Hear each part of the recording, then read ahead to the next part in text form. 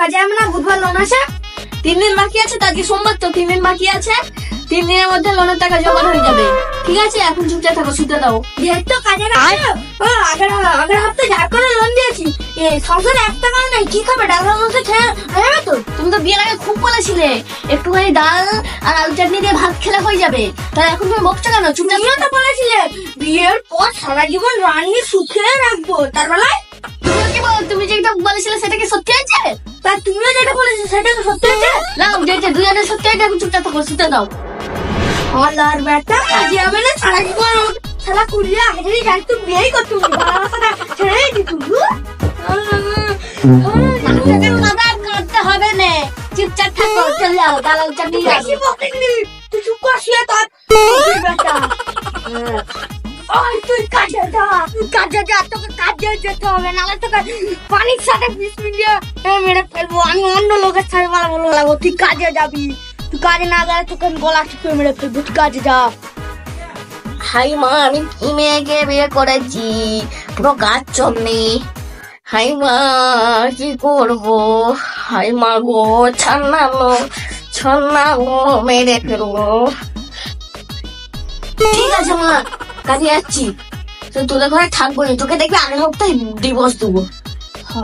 হ্যাঁ যা, তুই আগে কাজে। কাজে ফাজে যেতে ভালো লাগে নে, এই শালার বেটি শালিকে বিয়ে করেছি, জীবনে তো সুখে রাখতে দেখিনি, তবুও কি করা যায়, আগের সপ্তাহে ডিভোর্সই দিয়ে দেবো, সত্যি আর ডিভোর্স দিয়ে দেবো। গাছের পাতায় যদি টাকা হতো।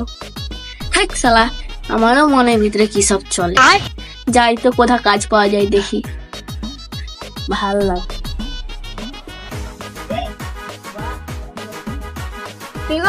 লোন দেবে না? না গো, তোমাকে লোন দেবো না, তুমি একটা জিনিস দেবো। হ্যাঁ চলো চলো। পর পুরুষের সঙ্গে চলিয়ে গেছি, আমি তোকে কি কম সুখ দিয়েছি। মরিবে গোপালের মা, মরিবে শিওর। আমার যে বউটা পেলে গেছে, লোন মাটার বাড়ি কোথায়? এই যে সামনে যে বাজাতে তার বউ পালিয়ে গেছে। দাদা তোমার বউ পালিয়ে গেছে কিসের জন্য? ওই তো কাজে আইনি বলে তার জন্য পালিয়ে গেছে, লোনের টাকা দিইনি বলে পালিয়ে গেছে।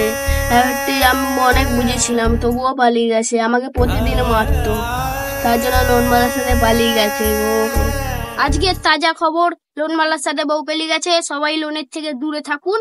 তারপর স্বামী লোন শোধ করতে পারেনি, তাই লোন এজেন্টের সঙ্গেই পালিয়ে গেলেন স্ত্রী। তাই লোন নেয়ার আগে এবার থেকে সাবধান হয়ে যান। ঋণ আদায়ের জন্য দম্পতির বাড়িতে নিত্য যাতায়াত ছিল পেশায় ঋণ আদায়কারী যুবকের। মত্ত স্বামীর অত্যাচার থেকে বাঁচতে সেই যুবকের সঙ্গেই পালিয়ে গেলেন স্ত্রী।